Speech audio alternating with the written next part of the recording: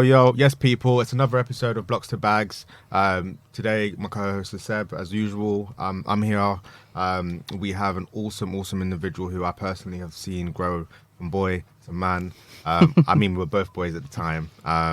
Sam is a former business partner of mine, a friend. He's taken time to come and chill and talk to us about becoming a creator, becoming an entrepreneur, and how he's living his life at the moment. Thank you for coming to the show, Sam. Thank you for having me. It's a nice new experience to enjoy. Come on. And I think the interesting thing that I'm enjoying is the fact that when I first met you, you were a YouTuber, so you were chopping videos every week. And today in life, you don't even chop videos like that anymore. Yeah, do you know what? I'm actually kind of sad I don't make it videos anymore. I wish like now looking back, I could have gone maybe like documented a little bit more. And actually, one of the reasons I was quite excited to come on the podcast because I feel like I kind of stopped making YouTube videos and then basically just disappeared online for a couple of years. And which I feel like is a little bit of a shame considering most of the rest of my life is basically there for the world to see. So. So look, in this episode, guys, you can expect to hear about Sam's journey in YouTube. You can expect me and Seb to talk about some stuff you can find out about the creator world. We're going to find out about Sam's business, Flick Tech, and how that's gone over the last couple of years. And we're also going to discuss a bit about the side of curiosity that helps people actually build and kind of understand what to do next. As always, don't forget to like, comment, and subscribe. If you're watching this on Clips, please share it with your friend. We're looking to build an army of people who want to get educated and build their assets up. Seb. Let's go. Blocks to bags, you already know. Sam's going to be giving us some amazing blocks today to help you get to the bag. Really interested to deep dive into your journey from being a creator to an entrepreneur. I'm sure a lot of people are going to want to learn, like, I'm a YouTuber, I make content. How do I transition to become like a founder for an app that's generating, how many million is it generating?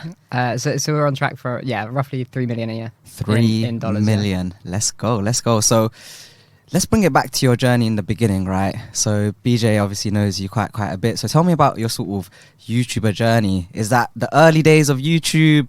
What did you start doing? Why? Yeah, so I mean, it was super early, I guess. So I was 15 or 16 at the time. I think when I made my first video, and yeah, this was definitely before maybe it was kind of a cool thing to be a YouTuber. Or that probably sound like that's what kind of like the older YouTube lot would say. Yeah, we did it before. It was one of those cool things, but no, it was one of those ones you wanted to hide more than promote at the time.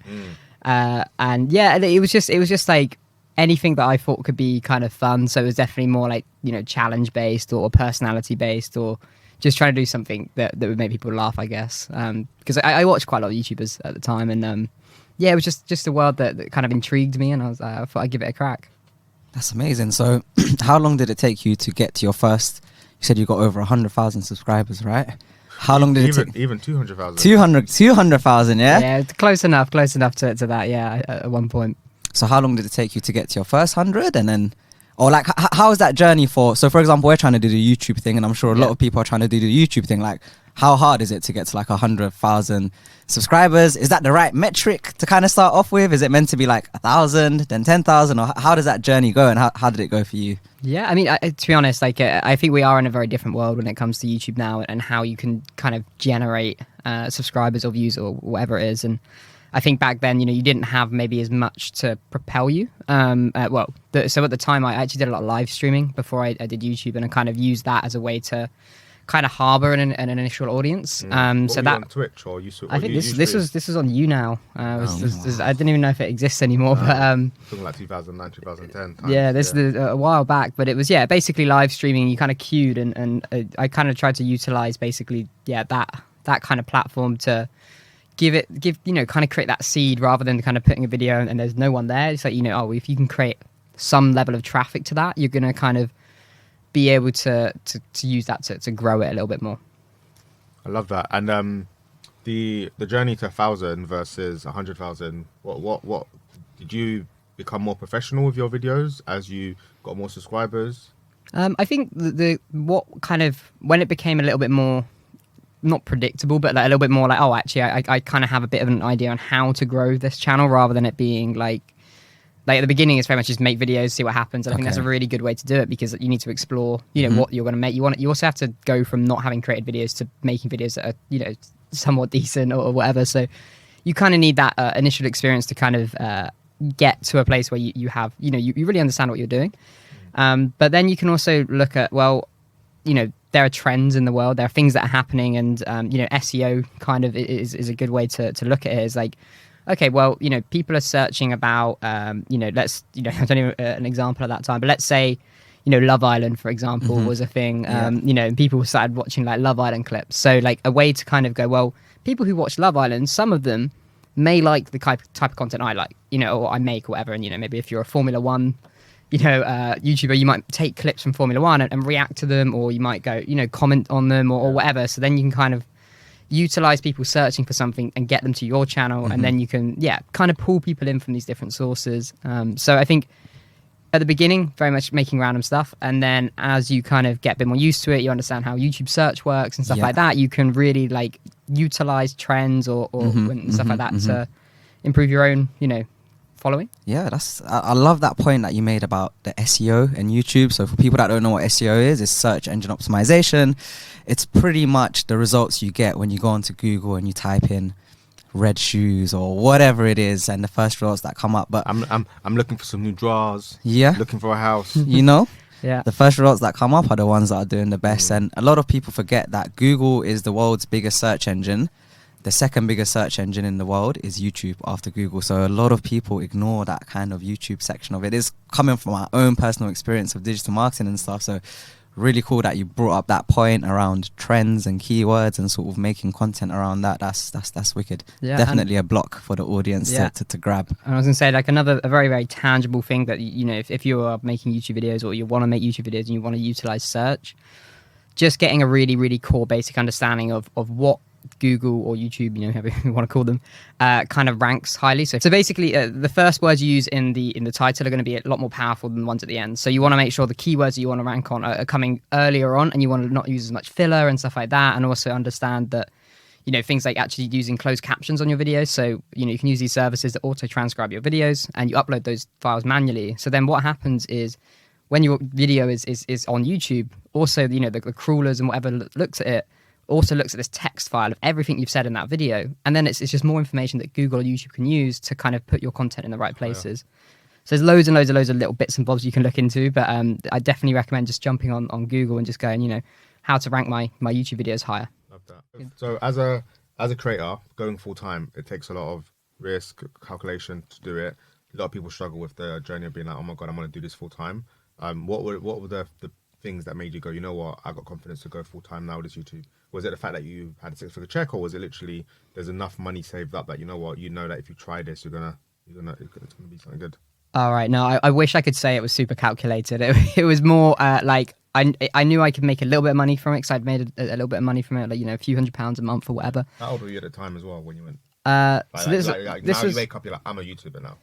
I don't think it was until I moved to London. So when I was about 18, I moved to London when I was kind of coming up to being 19 or whatever, and that was fully funded by YouTube. So at that point, it was like, I'm a bit of a YouTuber now. But I don't think at the time that you don't see yourself as like a serious. Like I personally, I think, didn't really look myself as like a big YouTuber or anything like that, because there was so many bigger people. It was like maybe a little bit of imposter syndrome, but I don't think I even knew what that was at the time.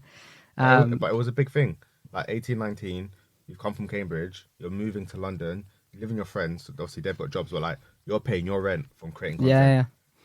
Yeah. It was a little bit scary, because it wasn't like, I've got this brand that's going to pay me this much money every single month. It was very much, this brand is going to pay me for this one video. In 2 months' time, it might take 60 days to pay me, and I didn't have like savings, or I didn't have any backing from that side, so it was a little bit scary. But I was also, not doing something because it's scary or whatever, just probably isn't the right thing to do. And I just sunk it all in and just took it on. And in that process, obviously now you're older, wiser, you've done a few different businesses, a few things have happened. For creators out there right now, or entrepreneurs wanting to add creating as part of their income stream, what are things that you know now that you wish you knew then that you'd recommend people implement? So you mentioned a little bit there about savings. I know, like, and in my world, we have accountability groups of entrepreneurs. Like, what are things that you think creators right now in 2022 can be doing as they transition to taking this as a full-time thing?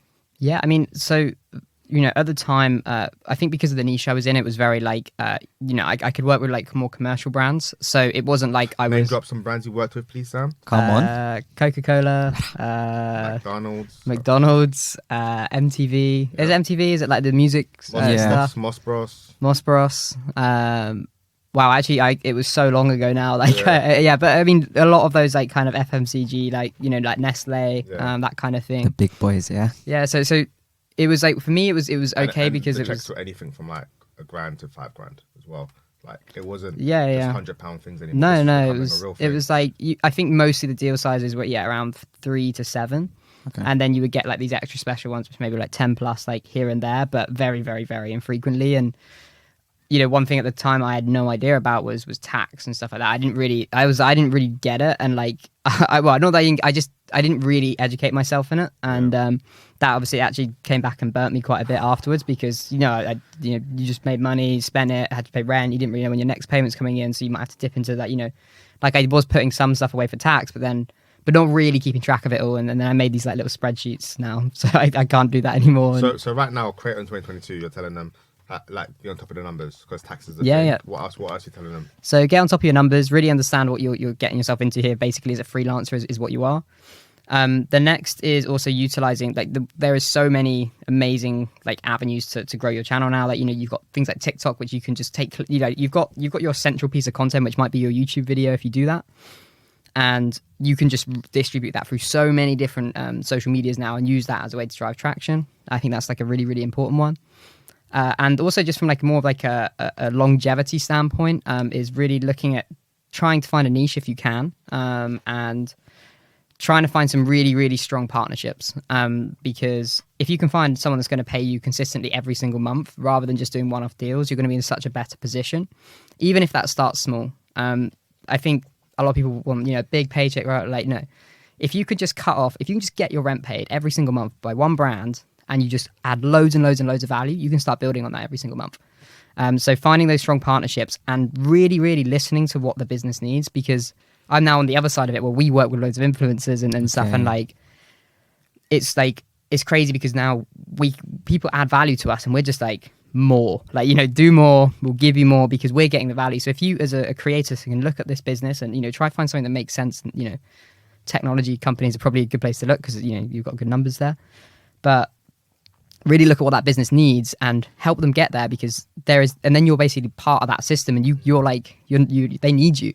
So if you can get that, you de-risk yourself because you have a more reliable income, and it also gives you an amazing opportunity to make better decisions, because you often make bad decisions from a place of like scarcity. So it's like, oh, I don't have any money coming in this month, I need to take this brand deal. But you've got to kind of be like, actually, well, that brand deal might not be really that right, but you need the money. Whereas if you can remove that, and you just have a very solid like baseline, then you're going to make better decisions. You're not going to dilute your audience with like lots of ads. They're going to get a bit annoyed at you and stuff like that. So yeah. Cool. So being just very strategic about how you're kind of approaching this. And it's really interesting what you said, that from actually doing the campaigns, now you're kind of running the campaigns and seeing it from that kind of perspective. So tell me a bit more about the other side of things. So you're managing influencers, or how are you doing these kind of campaigns, and what kind of insights can you give to people now that you're on the other side of the kind of business? So that was a little like internal burp that I just need to just to let out. So I mean, DJ and I, we started an influencer marketing agency. So we kind of had that side of it, and then also with Flick, it's we use influencers in order to help us drive revenue and whatnot. So lots of experience in the different areas, and I think in each one you get a very different perspective. Like with the agency, it was very much like, well, it was like, I don't even know how to explain it. It was very like campaign focused. Yeah, big time. And I think it's now looking back, I wish we could have looked at it more like business focused. Like what are like, not just, okay, let's do a campaign. It's like, well, how do we utilize this tool to get the business to this place? And I think we did try a bit with that, but it was just like, we tried to like aim to fame people. Yeah, tried it as well, Virgin with Tony Barnes a little bit as well. Yeah, like I think it was hard because I don't think we had enough to to convince the brands to try this different way. So we kind of still had to do what they wanted to do, which was a campaign, which I don't think was going to get them to the best results, but it is what it is. But now more on the Flick side. But it worked. We did great results, in the space of 12, 18 months. Coca-Cola, Domino's, Kia, like these are some major brands, like Office and Shoreditch, like crazy things happen. And I look back sometimes at the time, I'm like, me and you got flown to Rome. We did a festival marketing conference. We went to Edinburgh. We spoke there. So like things were happening, but I felt like the industry was very early. Like now, you don't have to explain what influencer marketing is to like a lot of people. Like people have come across it, and then you can obviously go into more detail. But 5 years ago, 6 years ago, there was still a lot of like convincing that this is a strategy that you should do as an alternative to PR. I think that's also context as well, like where we are socially. Yeah, I know for sure, and like I think it's we were caught in the ad hoc area where we were just doing like one-off things. So I think it was hard to like get that to a place where we're in retainers, because I think once you're in a place where you have retainers, you're in a bit of a different game where you can give more, you can plan. and really dive into the business. Whereas I think a lot of the time they were like, it was just like, oh, we need influencers, can you help? So it's a shame, I think, because I think there was some really good opportunity in that, but it didn't quite materialize maybe how we would have wanted it in the end. And the second part of Seb's question, so obviously you're doing that, but now you've got Flick Tech, so you're like helping influencers grow essentially. Talk to that a little bit. So Flick is essentially a social media marketing tool. We're kind of primarily known for kind of being a hashtag tool. So I spoke a little bit earlier about the YouTube stuff and how you can use specific ways on YouTube to surface your content more. And we essentially made a tool that helps you do that with Instagram hashtags. So making sure you're using a hashtag that, if you have an account with 1,000 followers and you're trying to get your, maybe it's a piece of, I keep using Formula One as my example, but a piece of Formula One content on, in that hashtag, and use Formula One, and there's a million other people posting there with loads more followers than you, you're not as likely to get seen at the top. But you could use like Formula One today, or something like that, which is reaching a very similar audience, but you're competing against less people. So the tool kind of help people find those hashtags as well as use the ones that are going to be best for their account to get them the most visibility. And we did that for a year or so, 2 years. And during that we got quite a considerable amount of customers, and we were constantly hearing like, oh, this is so good, and I love the way that you guys approach software, but I still have to use all these other tools to do my analytics, to do my scheduling, to do my whatever it is. And I wish I could have it all in one place.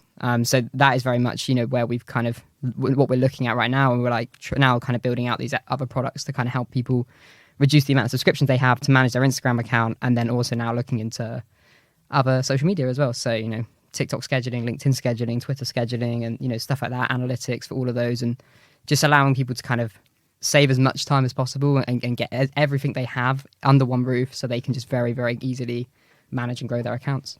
That's wicked. And I can't lie, as someone who has used these kind of tools before, like Instagram, social media scheduling tools, I'll be the first one to say they are literally one of the biggest game changers that have come into the marketing scene over the last couple of years.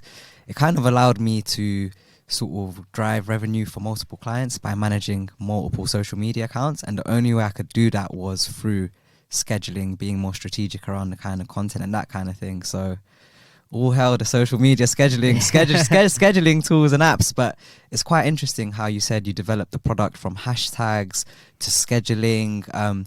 Is there anything more that you're kind of trying to do, or what does the future of like social media scheduling tools or this category of apps look like to you? Yeah, well, I mean, there's definitely quite a few different directions that we can go. We are trying not to spread ourselves too thin. Like, we don't want to try and do everything at once and do it all poorly. We want to make sure, we've gone from having the hashtag stuff to the analytics stuff, and now we've introduced scheduling. So we really want to make sure that we really nail scheduling, and make sure that when we are introducing other, social medias, we're really very much taking into account the very, very specific UX of how people post on Twitter. Yeah. How do we make that experience way, way better than every other tool they've ever used for that? So we are very much focused there. But we are also looking at other stuff. There's and as I'm sure you've seen with a lot of like the Web3 stuff, there is just so much emphasis. What a week for Web3. a bit of a a weird one, but more around like the idea of like things are being driven by community. like massively now. So that is obviously going to be a space which needs software as well, in terms of not Web3, but like in terms of like community and having a community online and how you manage that community. So there's obviously that area within what we're doing as well that we are kind of keeping our eyes on. But very specifically, we are also looking at, you mentioned earlier about, have multiple clients and stuff like that, is how do you make sure that, the review process is good with a client? You've got, oh, hey, here's your social stuff for the week. And then your client needs access. So we really want to make sure that it's really easy for, creators and entrepreneurs and small business owners, but also for, your social media managers and your agencies and stuff like that, and where they need like these kind of client-based features, and making sure that it's always, whenever you use Flick, it's always the best experience, and it's always going to be quicker than anything else. It's kind of our focus as well. But yeah, and I think we're probably going to be looking at the community stuff very soon as well. Love that. The journey of being a creator and now being an entrepreneur, you touched on it, has imposter syndrome. Even being a student, becoming an entrepreneur has imposter syndrome. That whenever you're making a career change, there's doubt that creeps in.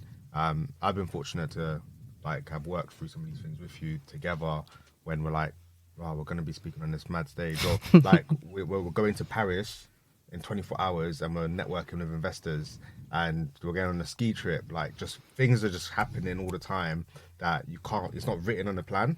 But then we obviously had a brotherhood, there was 4 co-founders, so we can all share that experience, and everyone had different lived experience. I had other business partners, so I can be oh, this is what's worked, this what hasn't worked. We've also dealt with issues where clients are being told one thing from team members, and we have to go in and put fires.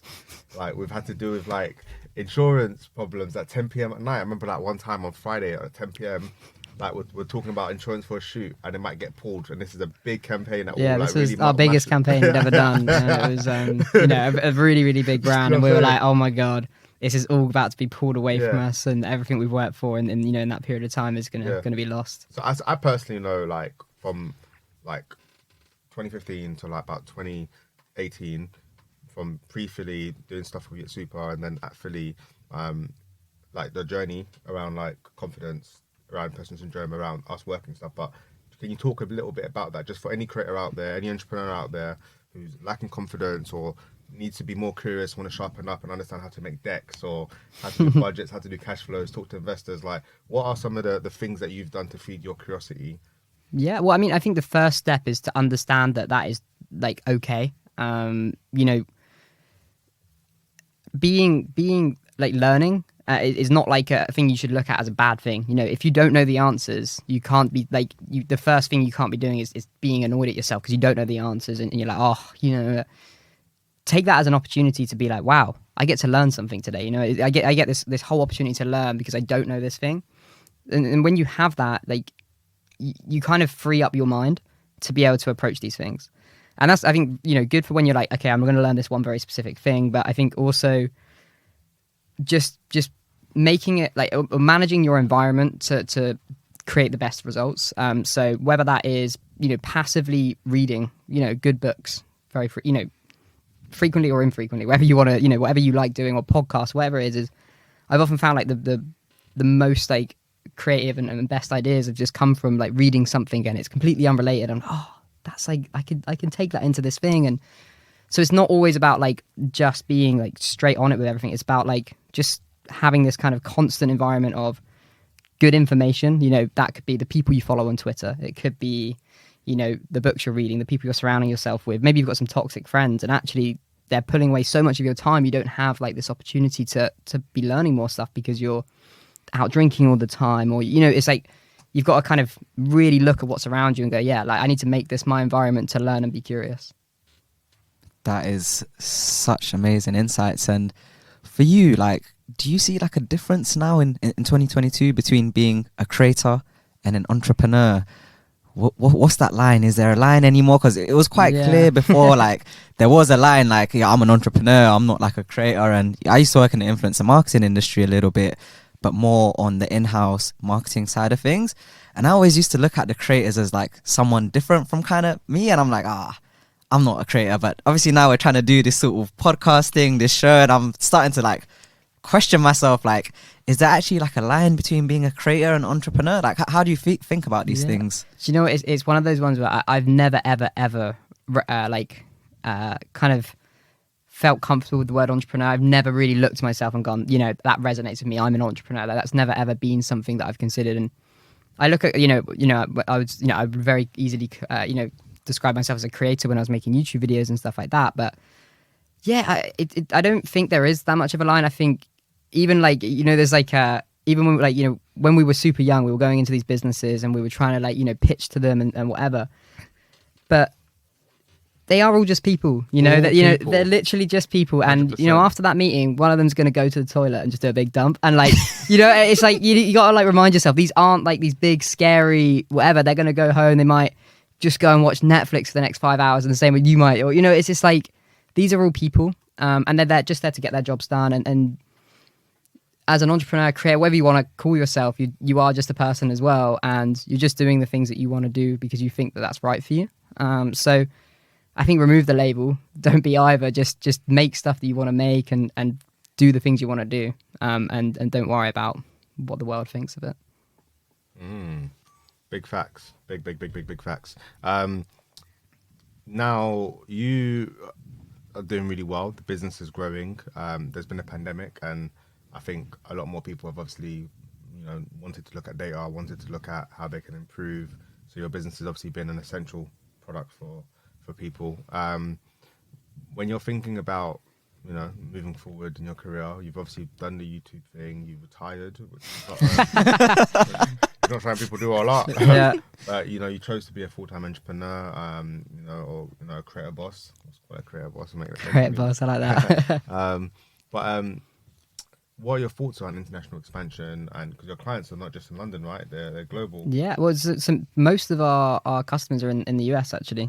So that's kind of our market really is there. I'd say around 70% of our customers are there. We are. I mean, that's also because the world of being a creator, more small businesses. There is just a lot more of them in America. So it is a good country for that. So I think that's probably why a lot of our customers are there. But I think for us, we just want to keep the same philosophy. Some of the same philosophies we obviously learned. We had some philosophies before, and they weren't great philosophies, and we've learned from those. But I think it's just we're gonna just keep listening, keep our ear nice to the ground. We're not gonna get caught up in trying to do too much at once. We're gonna just listen to what the customers need, what they're struggling with, and how we can help. And we're gonna keep doing that. We're just that's our focus. We are obviously looking at building the team, and building an actual business that is very different. When you're just a few people versus now we're 20 or so. You can't just build the product. You have to build systems and process and culture and all these things to make the business work well. So yeah, that's our focus. I don't think we're going to go for any crazy things. We're just going to keep doing what we've done best so far and hope it takes us in the right direction. Wow, that's amazing. I mean, you must be very busy building this product. Is there any other things that kind of excite you? We talked a bit about Web3 and we talked a bit about angel investing and that kind of thing, but do you keep your mind open to sort of other ways of sort of monetizing investments, or what kind of excites you right now, especially when you're looking towards the future?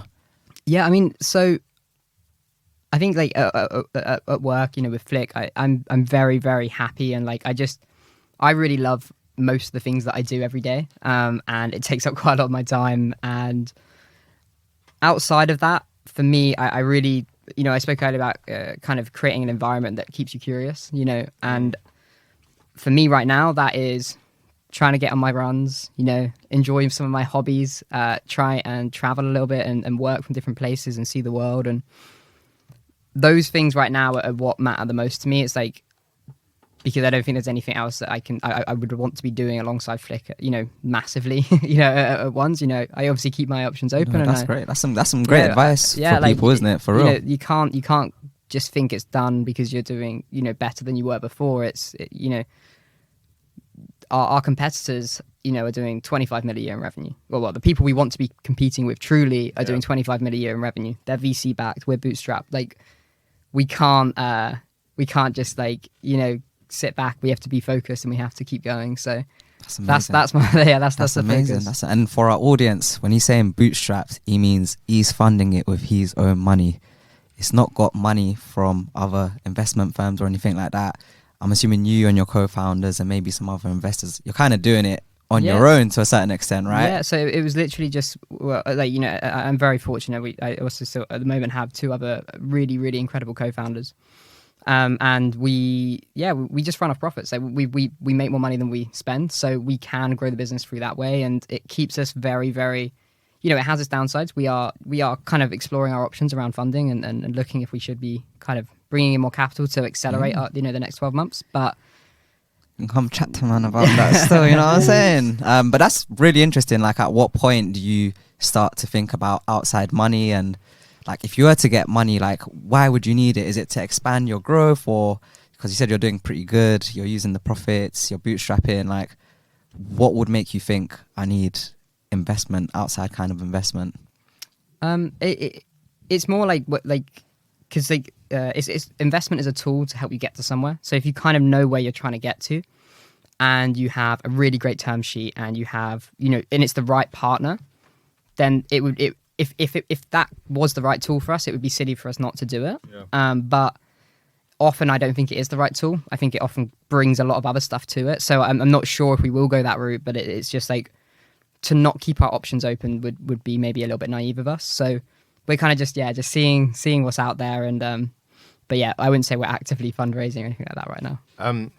So when I was in that business, we were doing 6 figures a year. The business now does 7 figures. It's just a different beast. What would you say have been like some key changes that you've had to do as a leader, or just as a business from a proposition perspective, to go from 6 to 7? Because there's a lot of people who run very cool lifestyle businesses, and they do loads of things. And I've noticed a few changes, but it'd be good if you talk to that a little bit.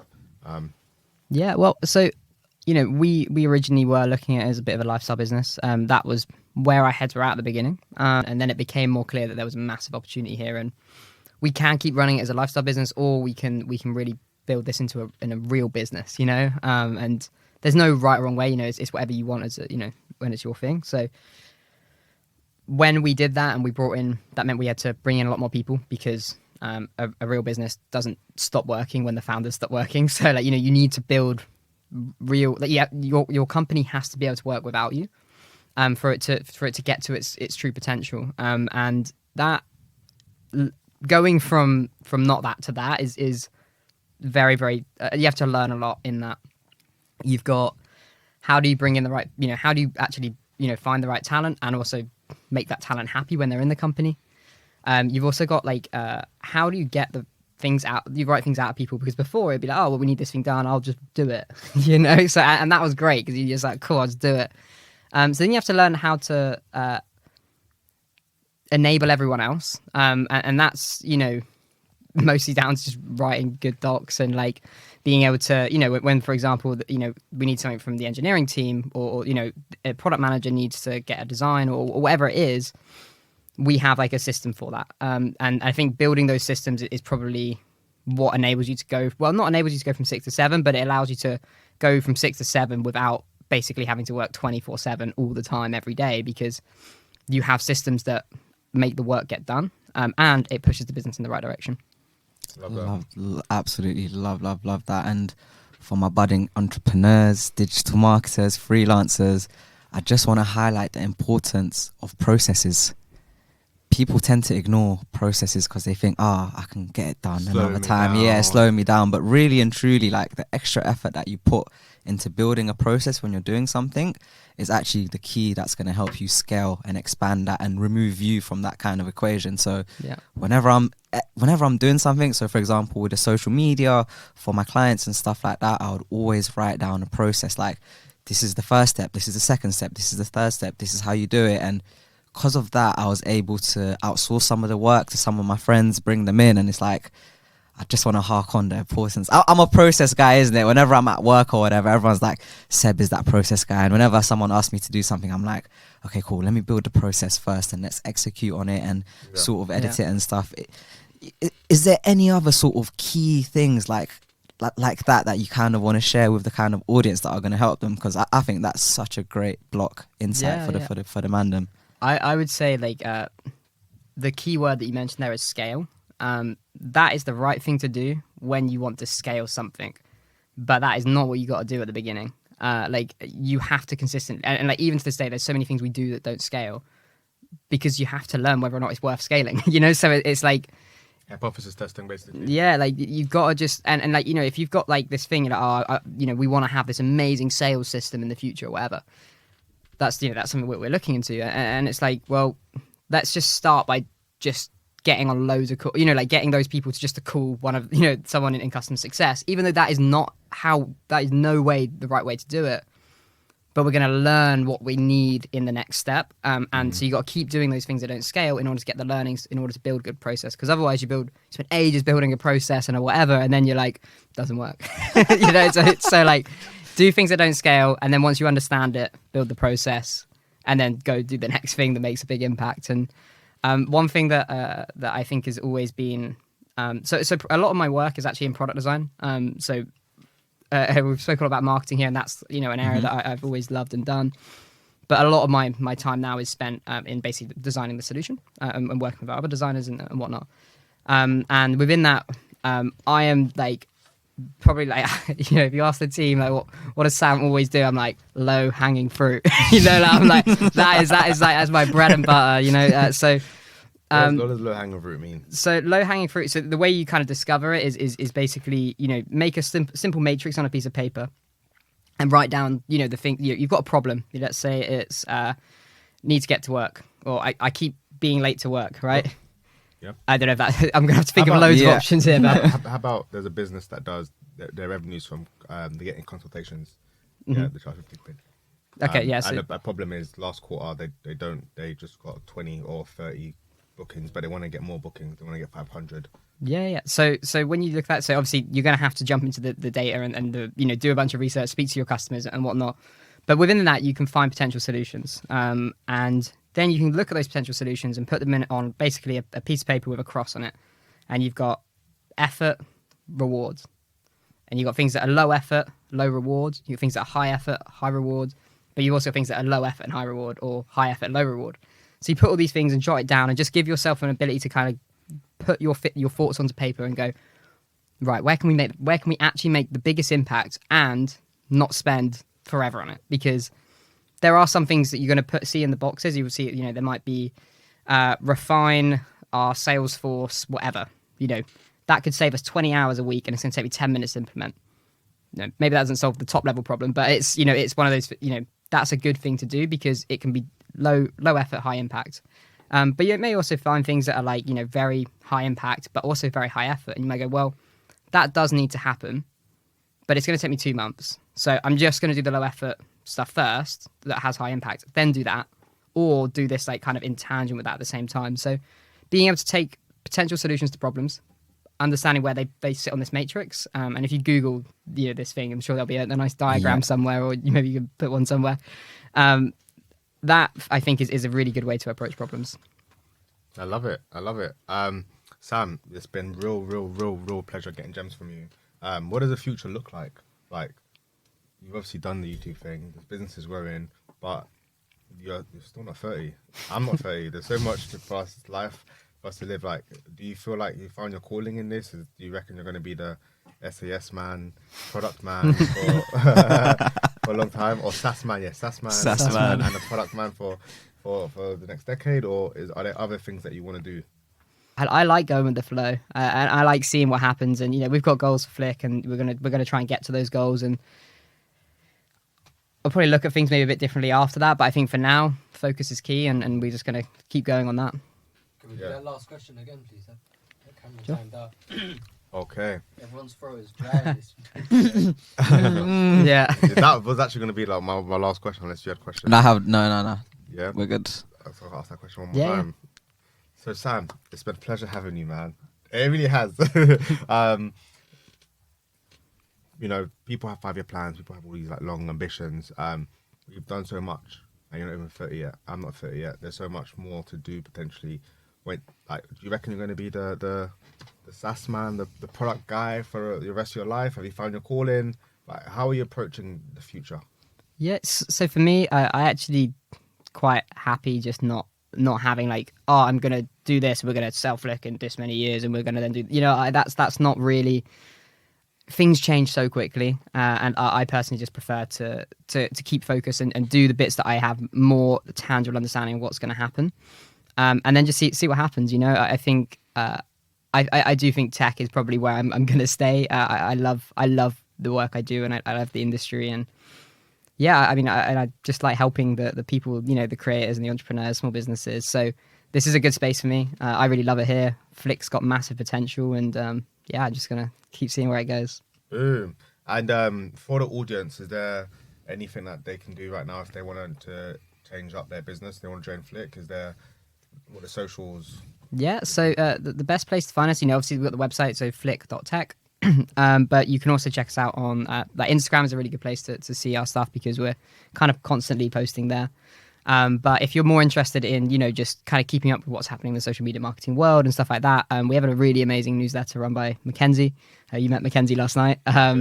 She is incredible, and she's basically like your kind of like personal assistant for like getting all this amazing information, seeing all the latest trends, what platform changes are coming, and she chucks in a bunch of memes as well, which are pretty good to go. Have your little morning coffee, and you can just go through what's happening in the world. And I actually mentioned earlier, putting the right information in front of yourself and keeping yourself curious, like that sort of information is what you want. So check that out. I think it's on the website. So you can Yes. Right, guys. As you guys know, it's been Seb, it's been Beach, Blocks to Bags. Sam, it's been awesome talking to you. Don't forget, like, comment, subscribe, share it. It's been useful. Get onto Flick Tech if you want to grow your business on socials. Chasing for the next episodes.